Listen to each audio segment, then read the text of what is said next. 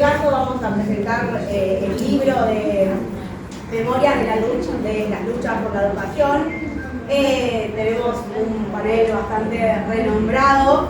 Presentar un libro sobre Memorias de la lucha por la educación. Me hice un pequeño machete porque si no yo puedo llegar a hablar 3 horas y decir un montón de cosas, que es lo que también nos invita a este libro, ¿no? A pensar y a retomar un montón de cosas.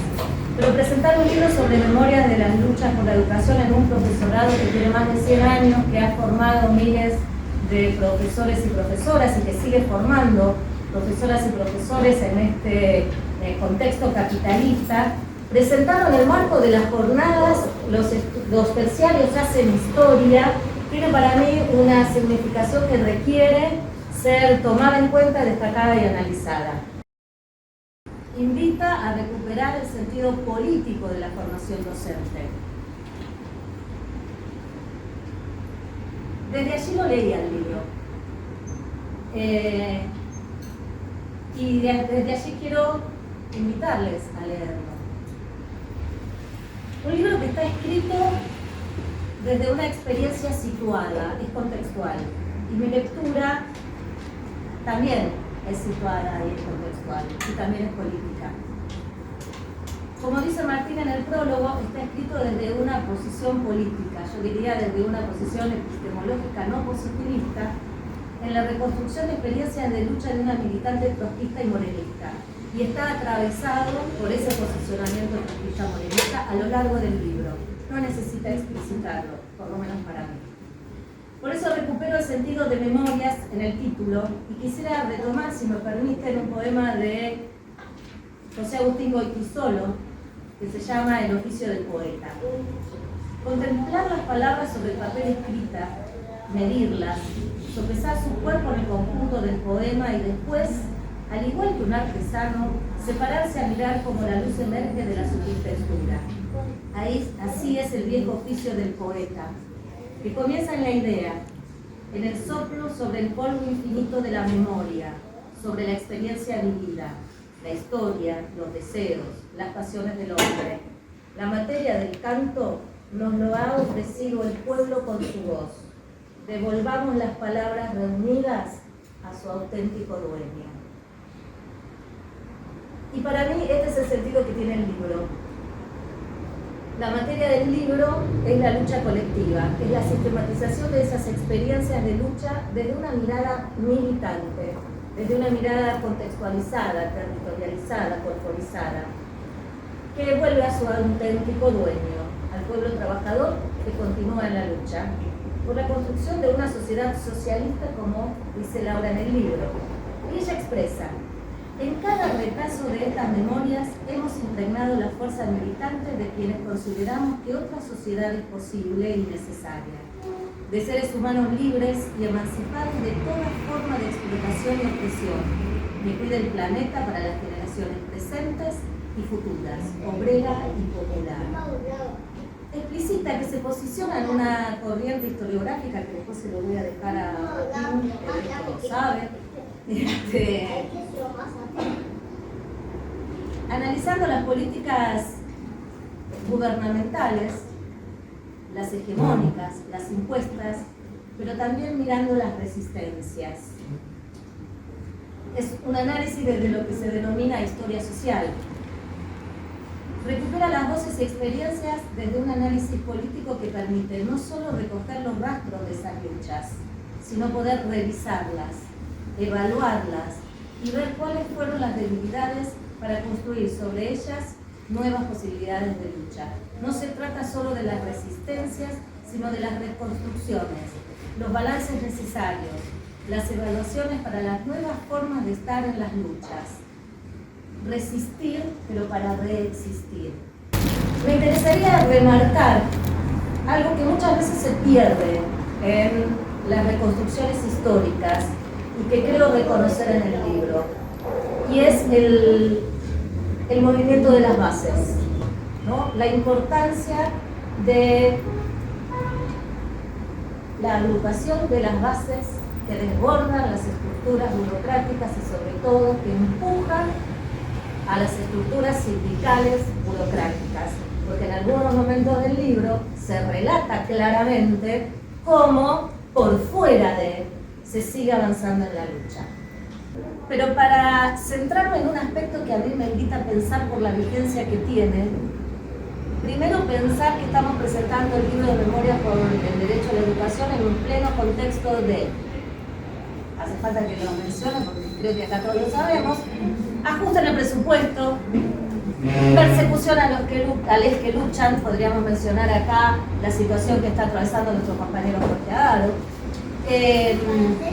desaparición o intento de cierre de los profesorados, la presencia de la UNICABA, la formación docente pensada desde la perspectiva de técnicos que aplican y ejecutan programas prearmados. Y de ahí quiero retomar una discusión que retoma Laura respecto de la concepción de la docencia y la profesionalización docente. Debate actual, si los hay. Debate que atraviesa desde la década del 60 la formación docente y a los propios sindicatos. Laura, querida, como cordobesa y como joaquinera, me siento muy distinguida y nerviosa un poco también al poder acompañarte a vos y a tu voz hecha libro hoy acá. Así que infinitas gracias. Parte 1. Conozco no a Laura 50 años atrás. Leo a Laura en Memorias de la Lucha por la Educación. Ella dice: las noticias que llegaban de Trelew nos consternaban. Con habladas durante los turnos del comedor universitario, se convoca a una asamblea urgente en la Facultad de Arquitectura en la avenida Vélez Arfield. Debatíamos qué hacer para repudiar la masacre y exigir justicia. El aula magna estaba repleta. En eso llega la información de que la policía ha rodeado la facultad y está entrando. Con violencia, formaron un cordón en el pasillo central de la planta baja por el cual nos iban haciendo pasar a los carros de asalto que estaban en la puerta. A medida que avanzamos, pegaban a mansalva, especialmente a los varones. Más de 700 estudiantes fuimos detenidos en las diferentes comisarías de la ciudad. Ahí termina el testimonio de Laura. El hecho al que se refiere Laura, del que este año se cumplieron 50 años, es la masacre de Trelew. El asesinato de 16 militantes de 3 organizaciones y un bebé en gestación en el vientre de Ana Villarreal de Santucho. 16 militantes presos en la base militar de Trelew. Yo cursaba tercer año de medicina y desde el Clínicas fuimos al centro. Fui parte de esos 700 detenidos. Fue la primera vez que estuve presa y que me di cuenta, quizá no con el suficiente horror, de qué podían hacernos los militares cuando percibían, comprobaban que una fuerza popular podía sacarlos del poder. Y desde aquí elijo empezar a hablar de estas memorias, porque allí fue, en ese momento, ahora lo sé, cuando no conocí o conocí no a Laura. Me parece que este es uno de los casos en que el lenguaje no me alcanza.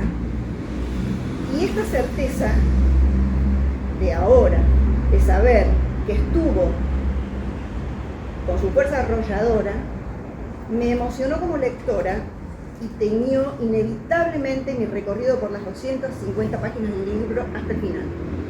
Leer, o mirar una película también, requiere cederle momentáneamente la conciencia a un tercero. Pero qué sencillo y sedoso me resultó meterme a mí en la escritura de Laura. Porque en estas memorias yo escucho muchas voces, pero escucho una voz que ahora afortunadamente conozco. Y hasta pude verme con una densidad no fantasmática. Y lo que más me conmueve, como dije, es saber que en ese tiempo de no conocerla, ella existió muy cerca y me digo, Pero claro, quienes sobrevivimos, sobre todo quienes debimos autoperdonarnos por hacerlo, siempre necesitaremos tener a alguien para decirle, ¿te acordás? Y deben haber sido estas de las primeras palabras que intercambiamos cuando sí nos conocimos con Laura. Creo que en un aula del Joaquín, cuando tenía la sede en el Mariano Moreno, en el 93 o en el 94. Nos encontramos, como ya cité, con los testimonios de la escritora como sujeta individual, a pesar de que, como dijo Marisa recién, siempre los testimonios responden a un hacer colectivo. Y ya a lo largo de todo el texto, como sujeto colectivo, establece la construcción de su espacio político, mientras detalla cuáles fueron las propuestas en el desarrollo del camino del Partido Socialista de los Trabajadores, la Juventud Socialista de Avanzada, nuestra corriente, como la nombra en muchos casos, para con los trabajadores docentes y el movimiento estudiantil. Este libro, incluso, no sé si Laura se lo propuso o no, después se puede discutir, llena una vacancia historiográfica y abre una perspectiva distinta de indagación de estos temas. El libro de Laura presenta una novedad historiográfica, da una tecla historiográfica, no viniendo Laura de la historia, sino de otra disciplina, que es la pretensión de no atomizar el devenir de la militancia docente con relación al activismo estudiantil. Y entre estas dos esferas, no escindir tampoco del análisis del derrotero de la clase obrera en general. En el libro hay un abundante vasos comunicantes entre todas estas esferas, la estudiantil, el Estado, el movimiento obrero y el sindicalismo docente, a la cual se le puede agregar otra esfera extra, en la cual me voy a detener ahora, que es la esfera partidaria, o desde las organizaciones políticas. En relación con esa esfera partidaria, voy a hacer una segunda reflexión. Este libro no es, ni pretende ser, un libro neutral o un libro objetivo. Paréntesis. Ningún libro es neutral y ningún libro es objetivo, pero algunos tratan de disimularlo un poco más. Este no. Laura escribe sobre la historia argentina en estos años desde su propia trayectoria política, desde su militancia gremial en el sindicalismo docente, pero también como parte de una corriente política como es la corriente trotskista en clave morenista, en sus distintas expresiones por las que Laura ha atravesado desde el PRT, la verdad, en adelante. En relación con eso, dos comentarios. El primero de ellos es que hablar del morenismo, entre muchas otras cosas, es hablar de una corriente revolucionaria que ponderó tanto la inserción partidaria en el seno de la militancia estudiantil, como así también en el marco de la organización y de las luchas docentes. No solo sería un poco tedioso enumerar experiencias en este sentido, sino que además, a los efectos de lo que estoy mirando, sería redundante para las propias experiencias vividas, dado que acá hay varios protagonistas de lo que voy a decir. Pero a nivel estudiantil, digo, solamente por hacer un ultra recorrido rápido, desde Palabra Obrera, por ejemplo, se me ocurre Abuelo de Pájaro. La agrupación Aruba, la agrupación reformista universitaria de Buenos Aires, en el marco de la resistencia al golpe del 55. La participación de las agrupaciones estudiantiles morenistas en repudio a la invasión de Santo Domingo del 65, por ejemplo. Dirigentes como Salvador Amato. La experiencia, por ejemplo, de Tarea, la tendencia de agrupaciones revolucionarias estudiantiles avanzadas, de finales de los 60. Luego, la Juventud Socialista Avanzada y las distintas agrupaciones que animó, tanto a nivel universitario como a nivel medio. Acá se habló de la experiencia de Taller Total, por ejemplo, de la cual la propia Laura es protagonista. Todos estos ejemplos de que esta corriente, más allá de los matices, siempre caracterizó al estudiantado como un actor ponderado y como un actor factible de ser protagonista de una transformación social radical. Y en este sentido también me parece importante rescatar la importancia que esta corriente política brindó al docente como sujeto. Hay distintos ejemplos que no me voy a detener. Me interesa, por ejemplo, destacar uno, por lo que entiendo fue una experiencia absolutamente original, que es la experiencia que hizo el PST con la revista Alternativa Docente, entre los años 74 y 75, que no solo incluye un contenido de tipo sindical, de carácter sindical, que anticipa, por ejemplo, debates psicopedagógicos en Argentina, como presentar la obra de Piaget, que discute, por ejemplo, cómo presentar en el aula distintos procesos históricos y cómo darles cuerpo justamente en el aula. Por nombrar solo algunos ejemplos de muchos otros que podría nombrar en términos de una intervención sindical más clásica. En relación entonces a que se trata de un libro escrito por una militante de una corriente política en particular, una segunda y final reflexión. Este libro no es casual. ¿En qué sentido de esto? Digo que en este libro no es casual.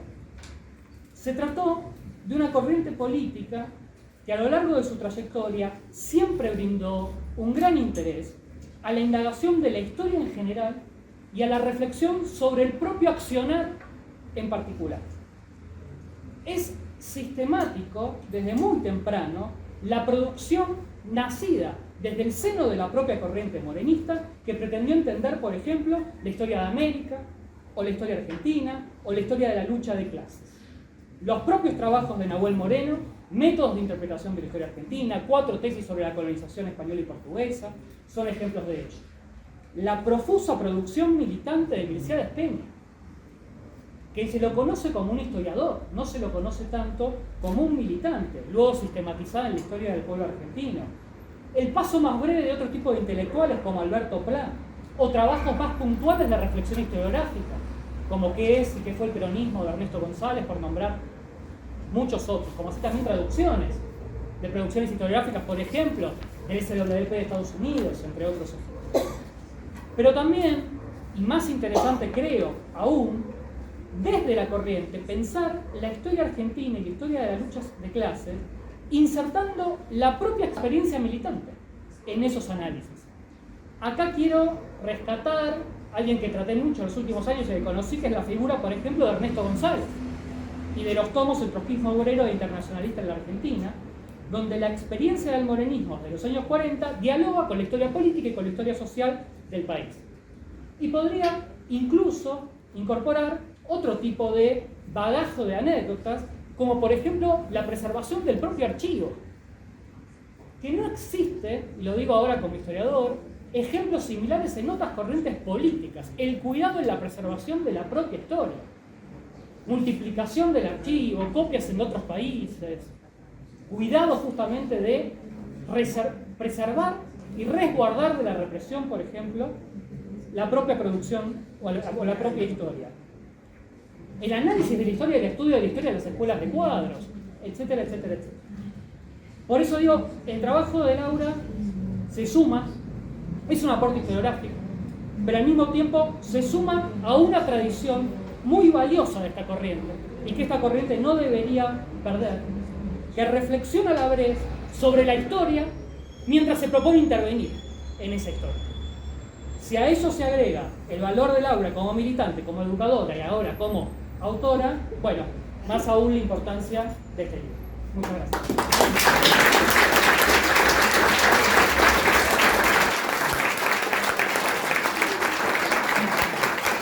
Quiero agradecer a Dorita, a mi compañera de los 70, que fue una de las que me leyó y me corrigió y me criticó y me tiró abajo y me hizo hacer 5 veces muchos trabajos, y que fue una de las directoras de la revista alternativa que ha mencionado Martín.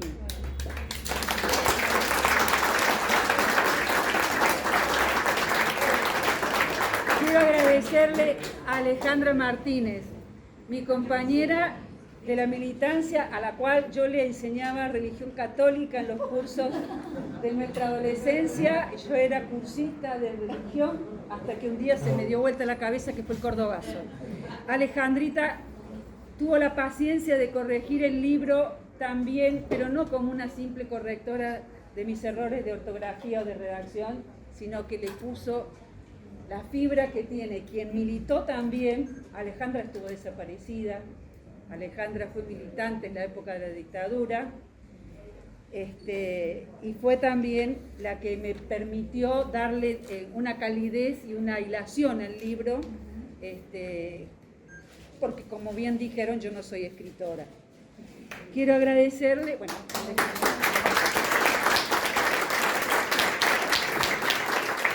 quiero agradecerle a mi hermana Irene, que fue otra de las que me leyó, me corrigió y me aportó.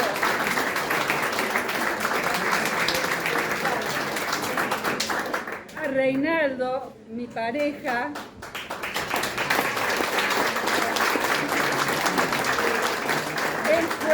él fue quien me dio todos los elementos de la década del 60 que yo no conocía, que me permitieron comprender lo que fue la lucha contra el cientificismo, que invito a que lo lean el libro, no me voy a extender ahora, pero que fue una lucha muy rica y que tiene idas y vueltas con el presente, porque hoy tenemos un gran problema, que es la penetración de las empresas privadas en las cátedras para controlar el contenido de lo que enseñamos. Tengo también, no sé si me olvido de alguien y pido disculpas, agradecer a quienes yo entrevisté para recuperar esa memoria. Acá está Lea, que fue la maestra de la Villa 31 y de 6 y de Matanza, cuando el Rodrigazo, y que tiene todo ese calor de la lucha docente que se sumaba al movimiento obrero en la década del 70. Lea.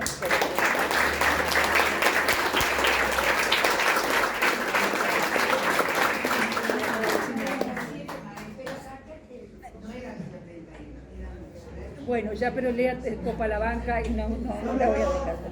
Quiero agradecerle también la presencia de compañeros que son muy valiosos de la historia del movimiento obrero argentino y latinoamericano en particular. Para mí es un honor que esté aquí presente el compañero Ricardo Napurí y su pareja,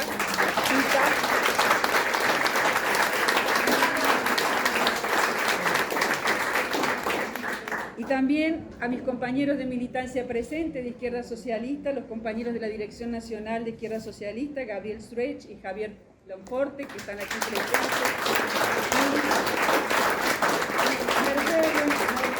Mercedes Primarchi, que está por ahí. Les pido disculpas si me olvido de algo, les digo, tenía un montón de cosas para decir. Estoy muy emocionada de que hayan aceptado apoyar esta presentación, y como dijeron aquí, es un borrador, si se quiere, de muchos aspectos que hay que desarrollar de la historia social. Por eso es una memoria de personajes y de actores, porque yo no soy ni historiadora ni investigadora, soy una costurera hoy, pero soy una luchadora.